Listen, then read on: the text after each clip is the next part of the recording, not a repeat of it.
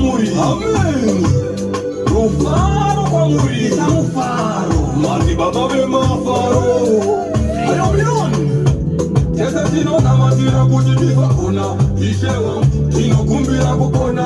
Tumira ingiro ibana kampurona. Tisame kwenye kiwa shaka igwa chona.